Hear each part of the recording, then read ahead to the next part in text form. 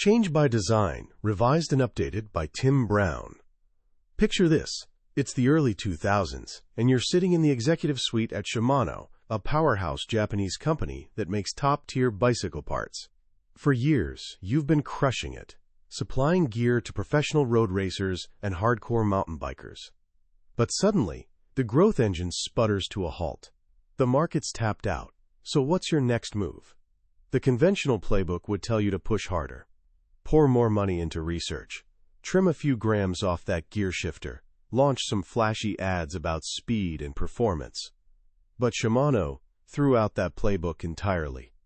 They brought in a team of design thinkers who did something unexpected. They ignored bicycles altogether and started studying people instead. Their opening question wasn't, how do we build a better bike? It was, why don't 90% of American adults ride bikes anymore, even though most of them have warm, fuzzy childhood memories of cycling? Instead of disappearing into spreadsheets, they hit the streets and actually talked to regular people. What they discovered was fascinating. For most adults, modern cycling had become intimidating. Bike shops were packed with ultra-fit enthusiasts in tight lycra who made casual riders feel out of place. The bikes themselves had morphed into complicated, expensive machines bristling with cables and gears. They were built for competition, not for the simple pleasure of a Sunday ride. And just like that, a massive untapped market revealed itself. The team realized something profound. People didn't want a faster horse, and they didn't even want a faster bike. They wanted to recapture that carefree joy they felt as kids.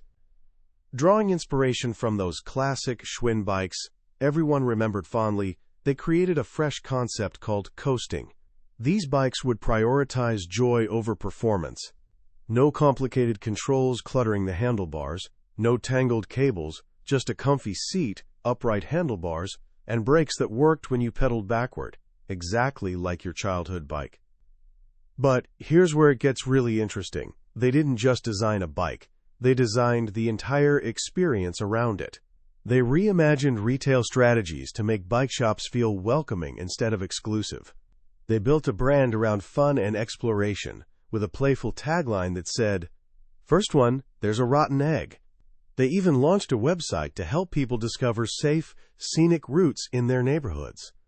This is what happens when you unleash the power of design thinking. It's an approach to problem-solving pioneered by a company called IDEO, led by CEO Tim Brown, who helped create some of the most iconic products of our time, including Apple's very first computer mouse. In his book Change by Design, Tim Brown opens up about this transformative process. And here's my promise to you. By the end of our conversation today, you'll have a completely new way of looking at the world. You'll discover that you don't need a design degree to solve problems like a designer. You'll learn a practical framework that works for any challenge, whether you're launching a new product, reinventing a business, tackling massive global issues, or even crafting a more meaningful life for yourself. This isn't about making things prettier. It's about fundamentally changing how we create, innovate, and make a real difference in the world. Have you ever wanted to throw something across the room because a product was so unnecessarily complicated? Maybe it's a phone system with a million buttons, a website that feels like a maze, or a car dashboard that looks like it belongs in the space shuttle. We've all been there, right? And for a long time, Tim Brown, the author, felt the same frustration, even though he was a professional designer. Early in his career, he spent time designing woodworking machines for a company called Wadkin Bursgreen. He devoted an entire summer to making their circular saws look sleeker and their spindle molders easier to operate, and honestly, he did solid work. But years later, when the company went under, something clicked for him. He realized he'd been so focused on perfecting the machine that he never stopped to ask whether the woodworking industry itself was heading for trouble. He'd been polishing a single link in a chain while ignoring whether the whole chain was about to break. This wake-up call launched his journey to understand the difference between being a designer and thinking like a designer. He discovered that the most inspiring innovators weren't just artists. Take Isambard Kingdom Brunel, the engineer behind the Great Western Railway in the 1800s. When designing the railway, Brunel wasn't just obsessed with technology. He demanded the flattest possible gradient for the tracks, not because it was more efficient, but because he wanted passengers to feel like they were floating across the countryside. He was balancing technology, business success, and human experience all at once. He was a design thinker before the term even existed. So what exactly is this approach? Tim Brown explains that it's not some mystical talent reserved for creative geniuses. It's a systematic way of solving problems that puts people at the center. It's about blending what's desirable from a human perspective with what's technologically possible and economically practical. The magic doesn't happen by choosing one of these over the others. It happens when you find the sweet spot where all three meet. This human-centered philosophy is the beating heart of design thinking. But here's the tricky part. How do you actually figure out what people truly want? The book reveals that you rarely get there by simply asking them. Henry Ford supposedly said, "If I'd asked my customers what they wanted, they'd have said a faster horse." People often can't articulate their real needs because they're too accustomed to their current situation. They develop clever workarounds for problems without even recognizing them as problems. The book shares this great story about a travel agent who, rather than wrestling with her company's impossibly complex conference call system, would just dial each person on a separate phone and line up all the receivers on her desk like some kind of communication Frankenstein. A traditional problem solver might look at that and think she needs training, but a design thinker sees that behavior as gold. It's a clue pointing to what's called a latent need, something people need but can't express because they don't realize it's possible. Her workaround screams that the current system is broken, and there's a huge opportunity to create something simpler and more intuitive. To uncover these hidden needs, design thinkers rely on three essential tools: insight, observation, and empathy. Insight doesn't come from drowning in massive spreadsheets. It comes from getting out into the real world and watching how people actually live. And here's something counterintuitive. The most powerful insights often don't come from your average, typical user. They come from the edges, from what the book calls extreme users. When the Swiss company Xylus wanted to create a new line of kitchen tools, they didn't just study regular home cooks. They studied professional chefs and 7-year-old kids. Neither group was their target market, but their exaggerated needs revealed crucial truths that everyone else had learned to ignore. Watching a 7-year-old wrestle with a can opener highlighted control issues that adults have unconsciously compensated for. Watching a professional chef, who needs tools that are lightning fast and super easy to clean, revealed unexpected shortcuts and efficiencies. These observations from the extremes sparked a breakthrough. Instead of a perfectly matched set where everything looked identical, they created a line where each tool had a custom handle, designed specifically for its job. The result? The products absolutely flew off the shelves. Observation means paying attention to what people do and don't do, what they say and don't say. But observation by itself isn't enough. You need to connect with people on a deeper level. That's where empathy enters the picture. Empathy is the practice of seeing the world through someone else's eyes, understanding it through their experiences, and feeling it through their emotions. The book shares this incredible story that perfectly captures what empathy really means. A team was working to redesign a hospital emergency room experience. One team member, Christian Simsarian, wanted to truly understand what patients went through. So what did he do? He actually checked himself into the hospital with a fake foot injury and went through the entire process from check-in to examination, just like any other patient. With a hidden video camera tucked under his hospital gown, he captured everything. When the team watched that footage together, they didn't just see the patient experience, they felt it.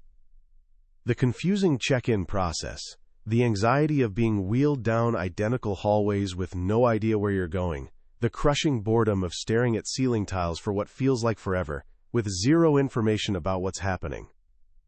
They realized the hospital viewed the patient journey as a series of administrative checkboxes: insurance verification, bed assignment, paperwork, But the patient experienced it as a stressful ordeal, made infinitely worse by feeling powerless and in the dark. That single act of empathy hit harder than any report or survey ever could. It completely shifted the project from optimizing medical procedures to designing an experience that actually felt humane and comforting for vulnerable people. Once you've gathered these human-centered insights, design thinking takes you on a dynamic journey through what Tim Brown calls the three spaces of innovation: inspiration, ideation, and implementation. Inspiration is where you collect insights and frame the problem or opportunity. Ideation is where you generate, develop, and test ideas. And implementation is the bridge that takes your project from the brainstorming room into the real world. Here's what's crucial to understand. This isn't some neat, linear assembly line where you finish step 1, check it off, and move to step 2. It's an iterative, overlapping process. You might be deep into testing an idea during ideation when you make a discovery that sends you right back to gather more insights. To an outsider, it can look like total chaos. The book mentions a client who, after watching the process for a bit, frantically called her office and said, "These people have no process?" A few weeks later, she was completely sold on the approach. This apparent chaos is actually a carefully structured dance between two distinct ways of thinking: divergent thinking and convergent thinking.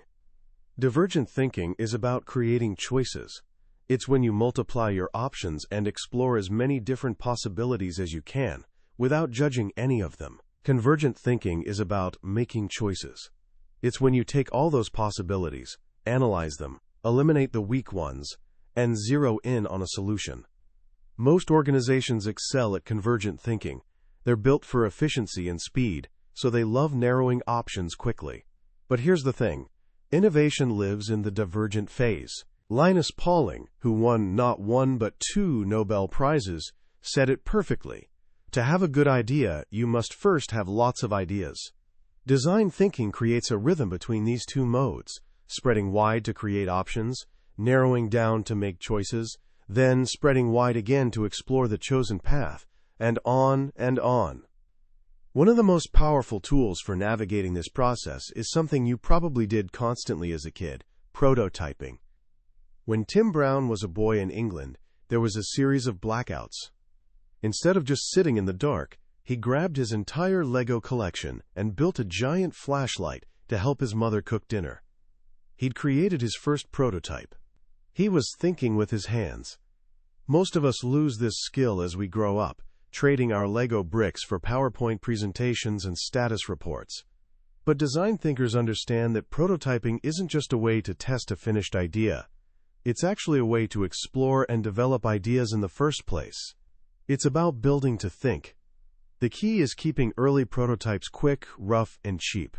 You're not trying to create a polished working model. You're making an idea just tangible enough that you can learn from it, get feedback, and keep moving forward. The book tells this fantastic story about a team designing a new surgical instrument. During a meeting, a surgeon was struggling to describe a new type of pistol grip he wanted, using awkward words and hand gestures that weren't quite communicating his vision. Right after the meeting ended, one of the designers grabbed whatever was lying around: a whiteboard marker, an empty film canister, and a plastic clothespin. He taped them together to create this crude three-dimensional sketch of what the surgeon was trying to describe. That simple, zero-cost prototype instantly got everyone on the same page and saved countless hours of confusion and endless follow-up meetings. Prototyping isn't just for physical products either. You can prototype absolutely anything: services, digital experiences, even new organizational structures. When Amtrak was developing its high-speed Acela train service, the initial focus was naturally on designing comfortable seats. But the design team took a step back and created a different kind of prototype: a customer journey map. They charted every single step of a traveler's experience, from getting to the station, to buying a ticket, to finding the right platform. They discovered something surprising.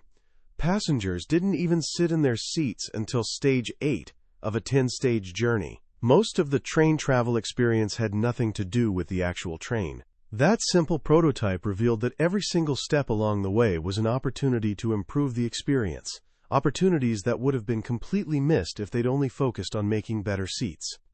For even more complex experiences, like a hotel stay, you can prototype by acting things out. For a project with Marriott, a design team rented an old warehouse and built a full-scale mock-up of a hotel lobby and guest suite using flimsy foam core and masking tape. It wasn't supposed to look beautiful, it was a stage. On that stage, designers, clients, and even potential customers could act out different scenarios in real space and real time to see what actually felt right. This serious play led to all kinds of innovations, like a giant wall map in the lobby, where guests could mark interesting local spots they'd discovered, basically an open-source guestbook before social media made that concept mainstream. As ideas become more refined and developed, they need a way to travel and spread. This is where the final essential tool comes into play: storytelling. We're storytelling creatures. It's how we put ideas into context and give them meaning. A brilliant idea buried in a technical report might die without anyone noticing. But that same idea wrapped in a compelling story, it can spark a movement. The Cool Biz campaign in Japan is a masterclass in storytelling. In 2005, the Japanese government wanted to get people involved in reducing greenhouse gas emissions to meet its Kyoto Protocol commitments. Previous attempts had completely flopped. One of the biggest energy drains was air conditioning in office buildings, which were cooled to Arctic temperatures so businessmen could comfortably wear their traditional suits and ties during scorching summers. Instead of just running public service announcements telling people to care about the environment, the Hakuhodo agency created a story. They launched Cool Biz, a national campaign encouraging businesses to relax dress codes during summer so thermostats could be turned up. To make it socially acceptable for conservative businessmen to show up to work without a tie, which was basically unthinkable in Japanese business culture, they did something brilliant.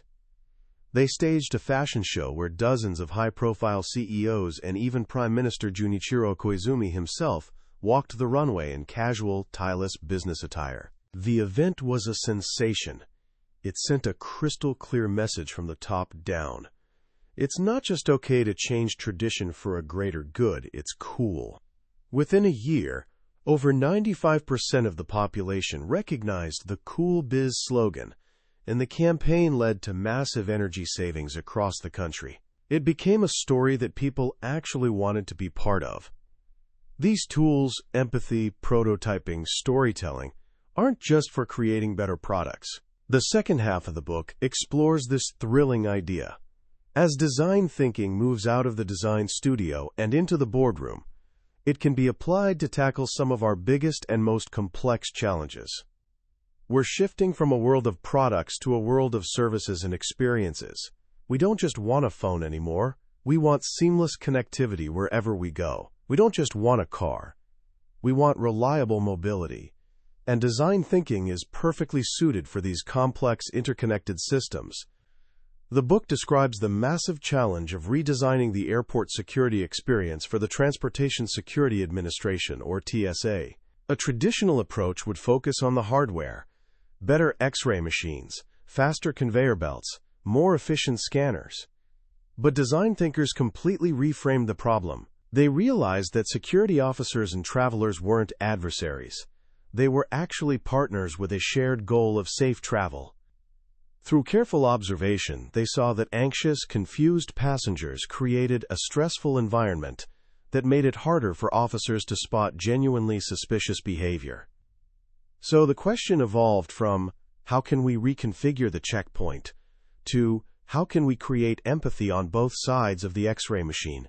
The solutions were systemic: clearer signage explaining the process in plain language, a physical layout that gave people more space to organize themselves without feeling rushed, and a completely new training program for officers that focused on understanding human behavior instead of just robotically following a script.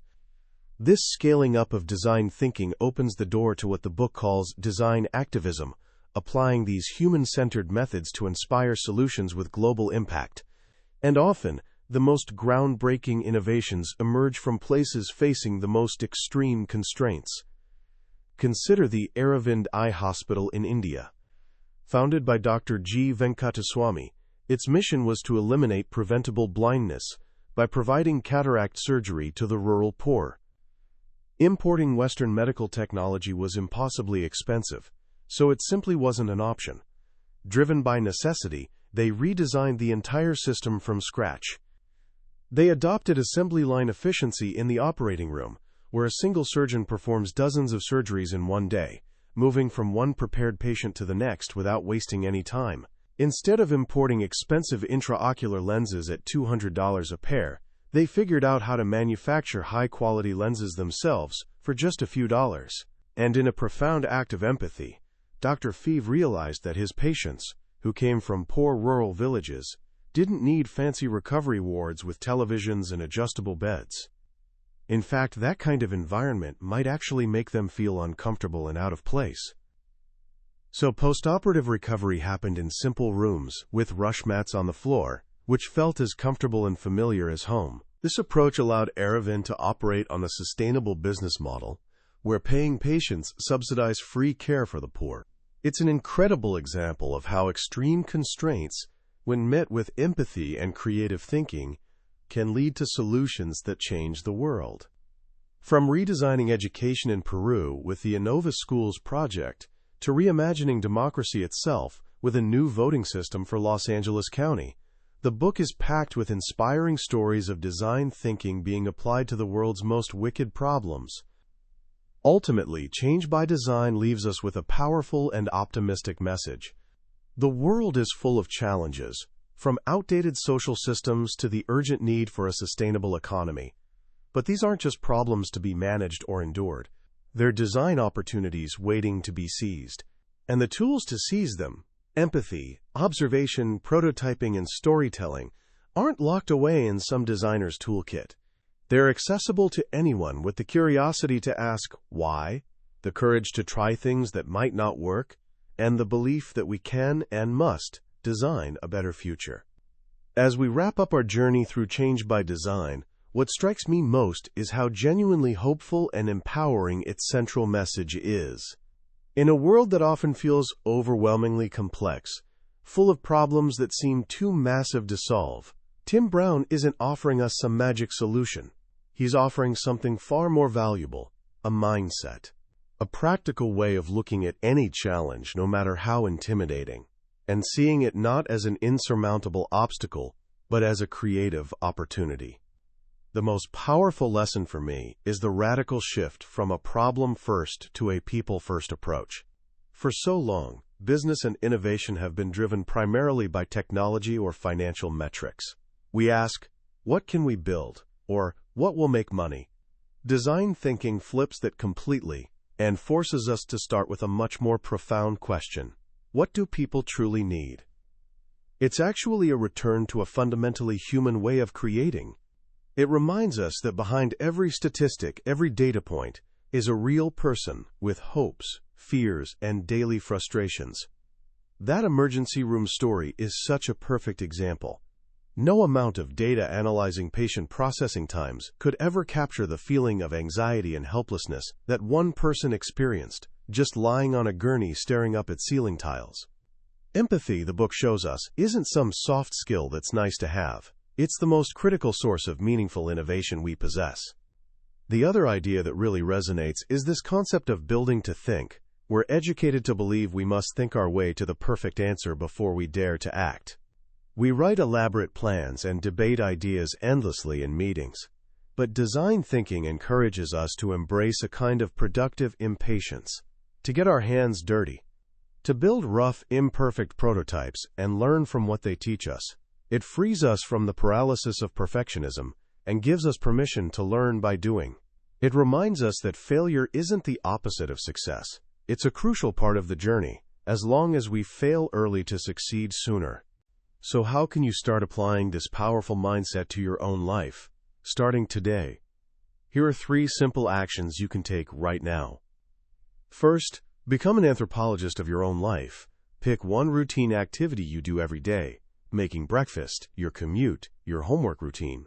For just one day, observe it as if you're seeing it for the first time. Notice the little frustrations, the workarounds you've created, the thoughtless acts you do automatically. Why do you always hang your jacket on the back of a chair instead of in the closet? Why do you dig through that messy drawer every single morning? Each of these observations is an insight, a small design opportunity waiting for a creative solution. Second, build a quick and dirty prototype. The next time you have an idea for a school project, a new club, or even just a better way to organize your space, resist the urge to just make a list or write a plan. Grab some paper, cardboard, literally anything you have lying around, and build a rough, physical representation of your idea. Don't worry about making it look polished or professional. The goal is simply to make your idea tangible enough to interact with. You'll be amazed at how the act of building something with your hands changes and improves your original thought in unexpected ways. And third, practice reframing problems. The next time you face a challenge, instead of immediately jumping to solutions, take a step back and ask why 5 times. If your problem is, I don't have enough time to finish my homework, ask why. Because my assignments take too long. Why? Because I get distracted easily. Why? You'll discover that by digging deeper, you often find that the problem you thought you had isn't actually the real problem at all. You might shift from trying to find a better time management app to realizing you need to create a completely distraction-free workspace. That was a summary of Change by Design by Tim Brown. We've explored the core principles today, but I'll be honest with you. A summary is like looking at a map of a beautiful country. It can show you the major cities and highways, but it can never replace the experience of actually walking those streets, meeting real people, and discovering a hidden cafe down some unexpected alley. The real magic of this book is in the detailed stories and the subtle shifts in perspective that happen as you read chapter by chapter. This summary is your map, designed to help you decide if this is a journey worth taking. If anything we've talked about today has sparked your curiosity or resonated with a challenge you're facing, I genuinely encourage you to pick up a copy. Reading it isn't just about learning a new business strategy. It's about unlocking a more creative, empathetic, and effective way of seeing and shaping your world. The link to the book is in the description. Also, if you found this summary valuable and want to continue exploring ideas from the world's most influential books, please take a moment to hit that like button and subscribe to our channel, Billionaire's Bookshelf. Your support helps us keep bringing these powerful lessons to you. Let's keep learning and growing together.